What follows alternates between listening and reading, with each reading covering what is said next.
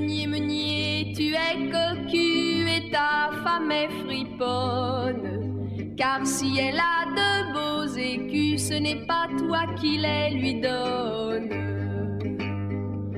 Ton histoire nous met bien en joie. Tu es un meunier populaire, mais la ronde enfantine éclaire a pris trop de gants avec toi. Tu dormais démesurément. Ta femme était jeune et bien faite. Elle semblait pourtant satisfaite de s'occuper seule du client. Meunier, tu es cocu et ta femme est friponne. Car si elle a de beaux écus, ce n'est pas toi qui les lui donne. Un jour tu t'écrias surpris par Saint-Joseph, j'ai corne en tête. Bah, ce n'est guère ce qui m'embête. La lune emporte bien aussi. Paresseux, pratique et serein, tu laisses faire ta belle meunière. Elle devint bientôt millionnaire, mais tu partages à son butin. Meunier, tu es cossu et ta femme est bien bonne. Car si tu as de beaux écus, c'est elle qui te les donne.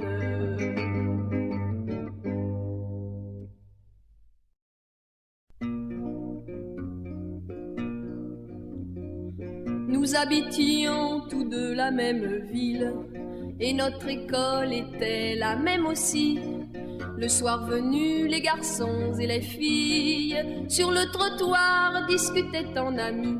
Tu étais le costaud de première classique, j'étais une cigale au cœur plein de chansons.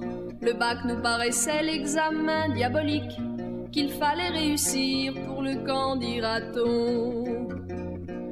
Oh mon grand camarade rempli de gentillesse, si nous partions ensemble au long des chemins creux, je confierais mon sort à ta folle jeunesse, et ma main dans ta main, nous marcherions joyeux.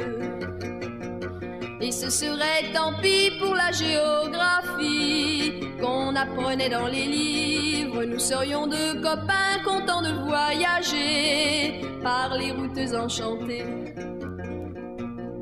Notre amitié est l'image légère du joli temps où nous étions heureux. Quand tu faisais l'école buissonnière, je t'admirais, te croyant audacieux. Tu ne sécheras plus le cours d'histoire de France, tu ne me verras plus demain, tu vas partir. Pourtant je serai là dans ton adolescence, lorsque tu classeras tes chers vieux souvenirs. Nous souffrirons souvent, mon gentil camarade, car la vie nous attend pour nous mettre en prison. Les bourgeois n'aiment pas beaucoup la sérénade, et moins encore peut-être l'esprit François Villon. Nous nous retrouverons enfin devenus sages, bouffis de préjugés bourgeois à notre tour. Et nous saurons comme nous imposer l'usage de regretter l'école, nos printemps, nos beaux jours. Avant de devenir des grinches mécontents, exaltons notre joie de vivre. Tra la la la la la la la la la la la la la la.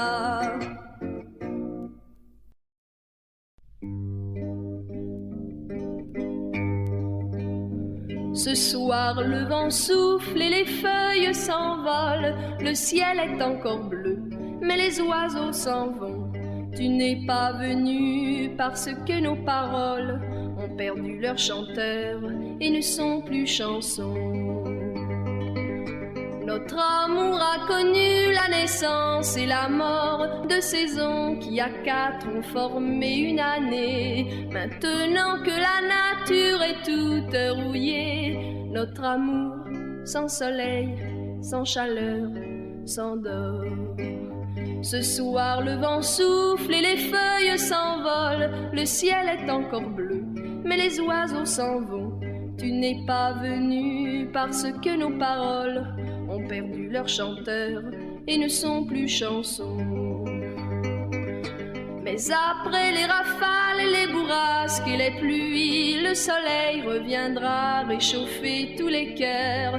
Lorsque tu seras là, m'aimant plus que ta vie, notre amour renaîtra comme les arbres en fleurs. Ce soir-là, dans le chêne qui nous sert de demeure, nos familles au complet seront là voltigeant. Car pour la première fois, le coucou chantera l'heure du mariage d'une hirondelle et d'un moineau des champs. Du mariage d'une hirondelle et d'un moineau des champs.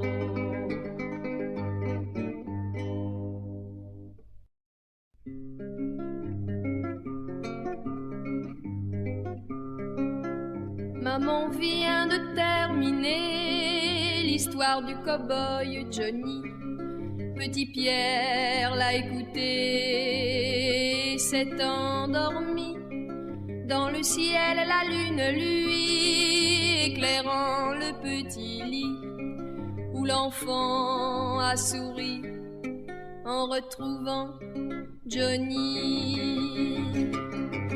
Il est dans la pampa, sa monture n'est plus de bois, plus de rue, plus d'auto, mais de l'herbe et des chevaux. Il rattrape au lasso les fuyards de son troupeau. Johnny à ses côtés s'est gaiement mis à chanter.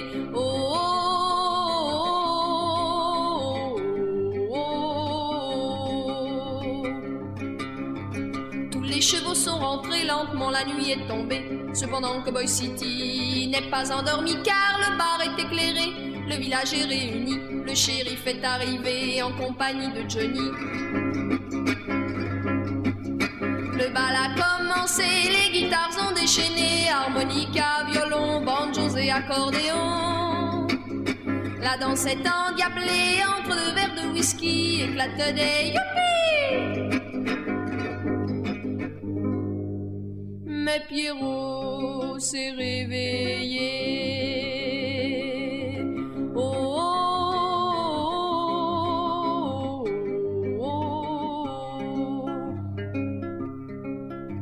L'école, il doit partir, ne gardant qu'un souvenir de la grande prairie où l'attend Johnny. Mais il y retournera car ses rêves sont à lui. Chaque nuit, il volera vers son paradis.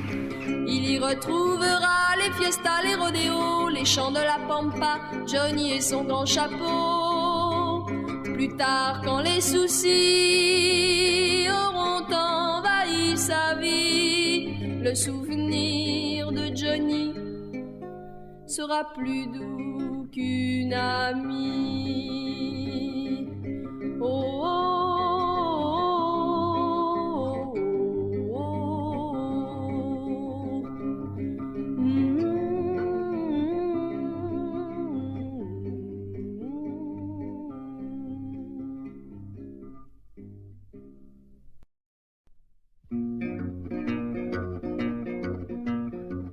Ça commence au jardin d'enfants où d'innocentes benjamines pour enquiquiner les copines et se faire un brin chouchouté offre à la maîtresse des bouquets, des caramels ou des pralines.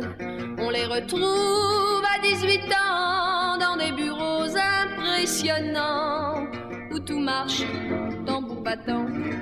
On y reste obscur, on végète, mais pour obtenir des galons, ces ineffables bergerettes sont gentilles avec le patron.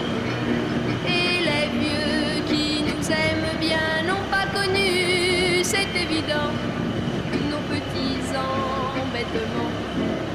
Au seuil d'un capricieux printemps, un luxueux adolescent fait de sous de boniment. On est prêt au saint sacrifice, mais la chèvre au cœur ambitieux, par on ne sait quel artifice, escamote votre amoureux. Et c'est ainsi toute la vie, ces éternels inassouvis, ces accablants accapareuse de tendresse, sans vergogne et sans gentillesse, écrase les faibles et les gênants. Ça commence au jardin d'enfants, et les vieux qui nous aiment bien ont reconnu fort tristement, c'était pareil de notre temps, c'était pareil de notre temps.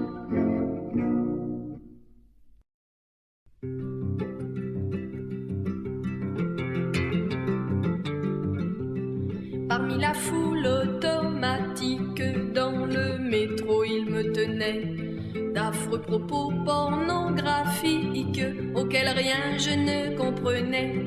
En expertise digitale, une main chercheuse et discrète sur ma colonne vertébrale tapotait une musiquette. Je savais qu'en cette occurrence, le mieux était de ne rien dire, ma mère ayant eu la prudence en son temps de m'en avertir. Un souffle puissant d'asthmatique et malodorant par surcroît m'obligeait à une gymnastique pour m'éloigner du maladroit. À me voir frétiller de la sorte, une dame en courroux s'écria: pour la bagatelle de la porte, elles sont championnes à cet âge-là.